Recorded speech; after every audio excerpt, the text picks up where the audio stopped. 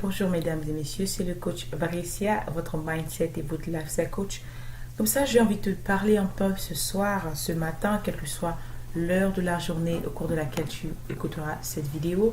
Et voilà, comme ça, te demander en fait, c'est le temps du bilan, te dire en fait que nous sommes en septembre, d'accord? C'est le 9e mois de l'année et tout comme la femme enceinte en fait qui passe 9 mois avec son bébé dans le ventre, B, c'est un mois plus ou moins l'un des mois les plus difficiles, d'accord, pour ces femmes-là, en fait, parce que c'est un mois dans lequel, B, vraiment, tu vas pouvoir voir ce bébé et tu ne sais pas, en fait, dans ma langue, on dit que la femme qui va accoucher est entre la vie et la mort, en fait, parce que vraiment, c'est un événement heureux, d'accord, on est excité, mais en même temps, on ne sait pas comment il va se terminer jusqu'à ce qu'on voit et la maman et le bébé vraiment sortir de la salle d'accouchement sain et sauf et on commence à jubiler en fait. Voilà en fait, j'ai envie que tu prennes ce mois de septembre. Nous ne sommes qu'au 9 septembre au moment où cette vidéo en fait est là. J'ai envie que tu fasses un bilan dans ta vie. J'aimerais que tu t'asseyes consciencieusement. J'aimerais que tu t'asseyes dans un calme, d'accord. Ne t'assois pas dans un bar, ne t'assois pas quelque part où il y a tellement de bruit. Va dans le calme, dans le silence, d'accord, comme je dis souvent, avec toi-même en fait. Va à l'intérieur de toi-même et fais le bilan en fait. Fais le bilan. Est-ce ton bilan est-il positif ou ton bilan est-il négatif? L'année généralement commence le 1er janvier, d'accord, pour l'année civile, comme on peut le dire. Mais est-ce que c'est vraiment le 1er janvier que tu dois commencer à préparer ta vie? Quels étaient tes objectifs lorsque tu as dit bonne année, comme on le dit souvent, en 2018? Nous sommes à quelques mois de l'année 2019. Quel est ton bilan? Est-il positif? Est-il négatif? As-tu accompli tous les projets que tu t'étais fixés? Je te pose la question et réponds-les. Et réponds vraiment sincèrement en fait. Ce sont des questions personnelles en fait que tu dois poser. C'est vraiment une rencontre avec toi-même et personne d'autre que tu dois faire. J'aimerais savoir en fait, as-tu réalisé tes plus grands rêves? Tes plus grands rêves, tes plus grands désirs, les as-tu réalisés? Nous sommes en septembre 2018. Quel est ton bilan? Dis-moi. Si tu veux, prends une feuille de papier, prends un cahier, prends quelque chose de quoi noter et réponds à ces petites questions. Quel est ton bilan?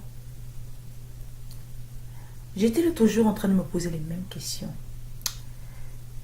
Tu sais, l'un des plus beaux rêves d'une personne est de voir généralement ses rêves s'accomplir.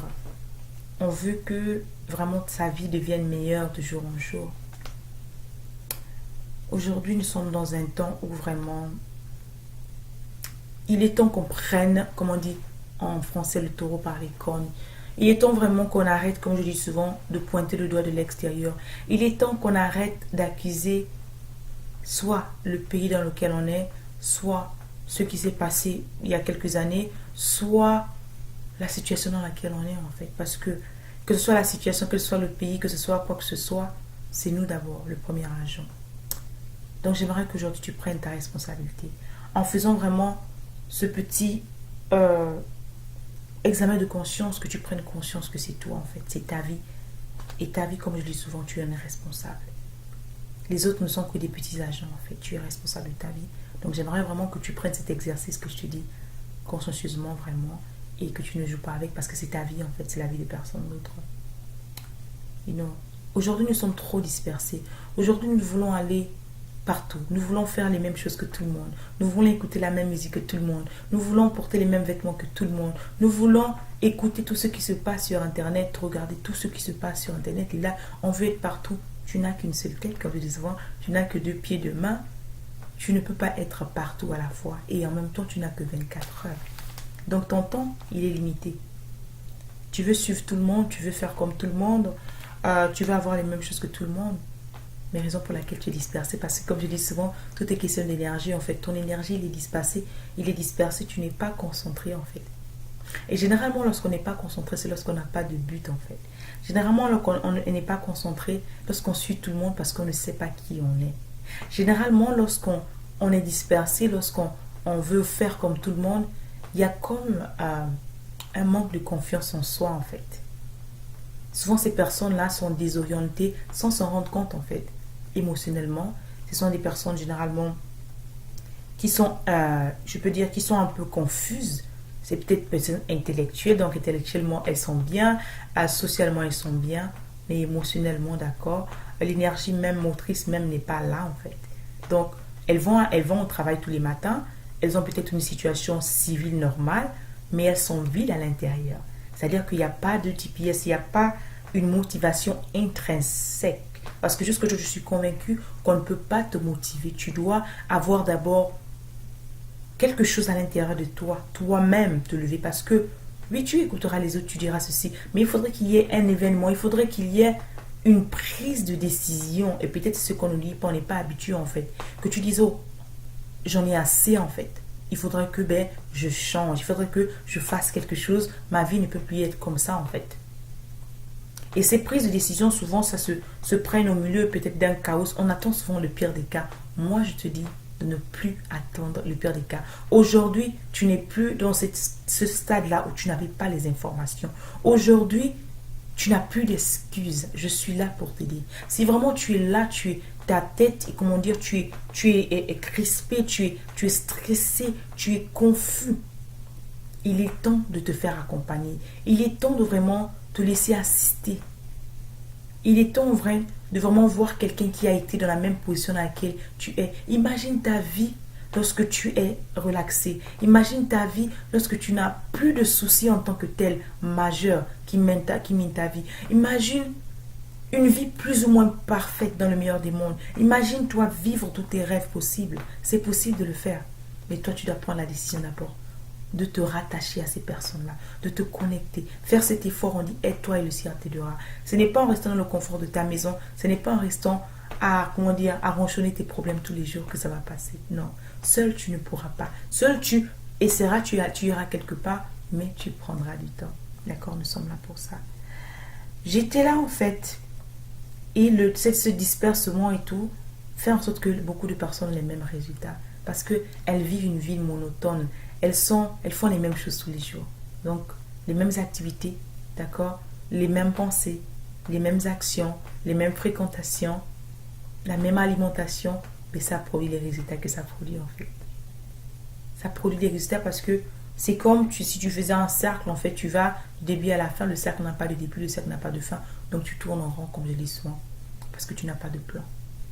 Tu n'as personne qui va te dire, hé, ce que tu fais là, c'est pas bien, faire comme ça. Tu n'as pas de guide, tu es seul, donc tu tournes. Tu te lèves le matin, tu dis ok, mais je vais aller faire. J'ai entendu la musique là-bas, mais je pense qu'il y a un concert, je vais aller. Ben, j'ai entendu qu'il y a un mouvement là-bas, mais il y a quelqu'un qui est venu online. Oh, je n'ai pas de programme, à cette heure je vais online. Et tu tournes. Ta journée se passe, tu veux écouter tout le monde, tu ne veux pas écouter tout le monde, tu ne peux pas suivre tout le monde, tu peux être partout en même temps. Il est temps de refocaliser. Je regardais un film en fait en famille, dans lequel en fait il y avait un homme, d'accord, un homme âgé, qui avait une grande maison, une grande propriété, avec des fruits qu'il a plantés, comment on appelle ça, pas ingrédient, un jardin en fait en tant que tel, un potager. Il y avait des légumes, différentes sortes de légumes, et il y avait des animaux, d'accord, des lapins autour qui tout le temps venaient en fait voler en fait ces fruits-là et ces légumes, parce que ce monsieur, il était très très très avare. Il vivait tout seul en fait à l'intérieur de cette maison, cette grande concession, il n'avait personne, d'accord. Et qu'est-ce qu'il faisait? Il avait mis des pièges un peu partout parce qu'il voulait il voulait pas que les animaux en fait viennent à côté de lui, il voulait pas qu'on vienne manger, donc il y avait des pièges à lapin en fait. Et un jour en fait, il y avait un lapin qui est venu, et le lapin en fait a fait en sorte que lui-même se retrouve en fait pris dans le piège en fait, et il en est mort avec le coup de choc, parce que ce monsieur-là s'engouffrait. Il préférait en fait manger tous ses produits tout seul, il ne voulait pas les partager. Et les lapins aiment beaucoup les carottes, il ne voulait pas les partager. Mais il est mort en fait, si on peut dire, d'une malnutrition, parce qu'il mangeait n'importe quoi, il faisait ce qu'il voulait en fait, il n'y avait personne avec lui. Donc ce film en fait m'a fait penser à beaucoup de choses en fait. Cette personne qui est à l'intérieur, ce vieux homme, ça peut être toi. Ce vieux homme, ça peut être cette personne en fait qui se dit qu'elle a tout dans la vie. Ce vieux homme, c'est cette personne qui se dit qu'elle n'a besoin de personne dans la vie. Ce vieux homme, c'est cette personne qui se dit que j'ai accompli ce que je vais accomplir, j'ai une maison, j'ai une voiture, c'est cela qui s'auto-suffit en fait. Parce que comme je vous dis, il vivait dans cette petite case, il vivait dans ce grand domaine bien aménagé. Et il n'avait, comment dire, le monde lui appartenait en fait. Il pouvait se lever le matin, aller prendre son jardin, aller récolter et faire ce qu'il a à faire, et puis il en passe. Cette personne, c'est peut-être un homme ou une femme qui est dans une cage, qui est dans une situation un peu embarrassante et qui ne sait pas comment sortir de là. Cette personne aussi, ce vieillard, peut être une personne qui est là dans le gouffre, comme je le dis souvent émotionnellement, qui a beaucoup de pensées, qui a beaucoup de choses, qui passe le temps à se culpabiliser, qui se dit souvent, mais je ne sais pas si je peux m'en sortir, je ne sais pas si je suis vraiment digne de ce projet, de ce rêve-là, qui doute tout le temps d'elle, qui regarde tout le temps dans son passé, qui n'a pas encore fait ce chiffre dont je parle souvent, qui est toujours en train de minimiser en fait sa petite expérience, qui est toujours en train de regarder derrière en fait, qui n'a pas de racines vraiment plantées, qui a perdu cette confiance en l'être en fait qui est à l'intérieur d'elle, qui croit en Dieu mais qui n'a pas développé cette foi en fait. Donc elle, la foi à ces petites choses, à la fois par exemple à ses diplômes, à la fois pesait par contre à sa fonction. Et je t'ai dit dans une précédente vidéo, si tu es attaché à ta fonction, à ta position, au confort dans lequel tu es, au statut social dans lequel tu es, ou tu es attaché à une mission, est-ce que cette fonction, en fait, derrière cette fonction, derrière le but que tu poursuis, il y a une mission donnée, en fait. Donc, tu es là, en fait, tu es dans ce confort et tu dis, je n'ai besoin de personne, oui, voilà, j'ai peut-être un bac plus 10, puis j'ai peut-être un doctorat, j'ai peut-être ceci. Et tu as des connaissances peut-être que personne d'autre n'a, mais tu ne veux pas les partager. Tu as peut-être quelque chose que Dieu, parce que chacun de nous est né avec quelque chose. Chacun de nous est né avec plein de grains à l'intérieur. Mais, ce qui fait que beaucoup, en fait, n'arrivent pas à avancer parce qu'ils veulent avancer seuls. Parce que qu'est-ce qui se passe? Ce monsieur, il est mort. Lorsqu'il est mort, il n'avait pas de descendance. Lorsqu'il est mort, il n'a jamais transmis, en fait, le secret, par exemple, de ce beau jardin à quelqu'un. Donc, personne ne pouvait faire le jardin aussi beau que lui. Parce qu'il n'a pas, en fait, multiplié, il n'a pas, en fait, garanti, en fait, la continuité, en fait, de ce jardin. Personne ne pouvait entretenir ce jardin comme lui-même. Ce jardin, c'est quoi? C'est ce projet que tu as. Ce jardin, c'est quoi? C'est ce rêve que tu as. Ce jardin, c'est quoi? C'est cette découverte de la lampe solaire, quelque chose de spécial dont tu es seulement, tu es le premier révélateur, dont tu es la personne qui détient en fait le grain en fait. Mais ce grain, il faudrait qu'il soit semé quelque part pour donner une plantation.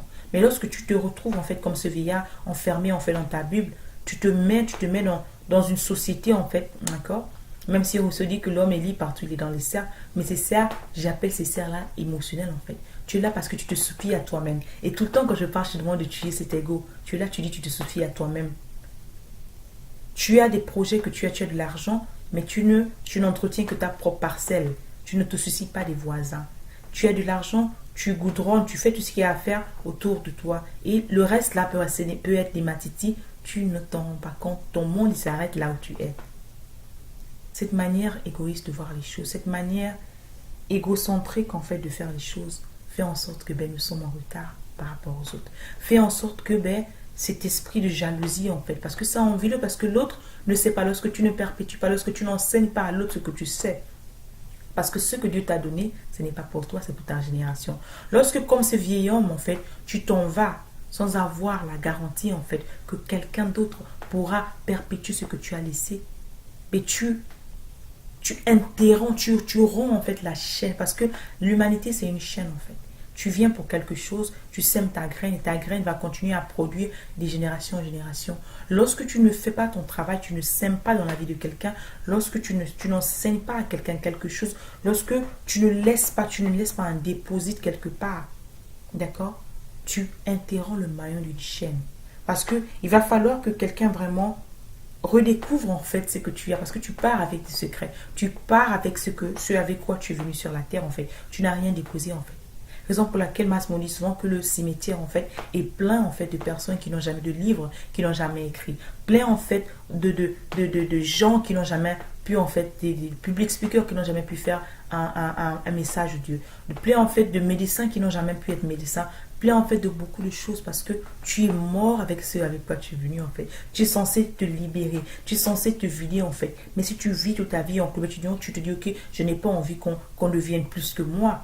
Cette mentalité, c'est ce qu'on doit changer. C'est pour ça que je parle qu'on a besoin d'un renouvellement de mentalité, qu'on a besoin d'un mind shift. Parce que c'est le renouvellement de mentalité qui permet la transformation et qui permet la révélation. Pour recevoir la révélation, en fait, et la confirmation, en fait, de ce que tu as, il faudrait, en fait, que tu transformes ta mentalité. Il faudrait que tu renouvelles ta manière de penser. Il faudrait que tu modifies ta manière de penser. À un moment même, il faudra en fait enlever, vider complètement ce que tu as, mettre ça à côté et ensuite redownload, comme on dit en anglais, rajouter en fait de nouvelles informations, ce que beaucoup de personnes n'arrivent pas à faire. Tu es bloqué en fait parce que tu ne veux pas aller de l'avant. Tu es bloqué parce que tu ne veux pas en fait partager ce que tu as reçu. Cet homme en fait, tout comme tout être humain, il est parti, il n'avait pas de descendance. Beaucoup de personnes se disent, ben, je ne veux pas avoir d'enfant. Je ne peux pas juger qui que ce soit, chacun sait. En fait, il y en a qui ne peuvent pas avoir d'enfant naturellement, il y en a qui peuvent avoir, mais qui prennent la décision en fait de ne pas reproduire leur race. Donc, ils ne sont que les seuls qui ont ce nom-là, ils ne sont que les seuls en fait qui ont ces gènes-là. Et ce sont des choses en fait que on doit changer en fait, parce que nous sommes là pour apporter quelque chose à notre génération. Nous sommes là pour déposer. Alors, je t'invite en fait. Je t'invite vraiment à prendre conscience. Je t'invite à prendre conscience que ta vie en fait ne t'appartient pas. Je t'invite en fait à prendre conscience, à faire un bilan sur où est-ce que tu vas. Qu'est-ce que tu veux devenir demain? Quel est ton jardin? Qu'est-ce que tu as produit jusqu'aujourd'hui? Quels sont les plans en fait? Ton GPS, il est où? Qui tu regardes tous les jours? Avec qui tu t'es connecté depuis le début de l'année? Quels sont les progrès que tu as accomplis? Quel est l'investissement que tu as fait sur toi-même?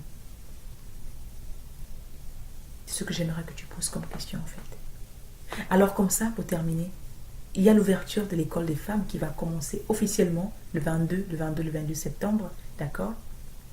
J'espère que les femmes, c'est bien les femmes, et le Mindchief, la deuxième promotion du Mindchief s'ouvrira d'ici là, d'accord, dans quelques mois. Et j'annoncerai ça. Mais pour l'instant, c'est l'école des femmes. J'espère que les femmes de 13 ans, d'accord, à jusque l'âge où vous voulez, mais à partir de 13 ans, cette école, c'est pour toi, madame.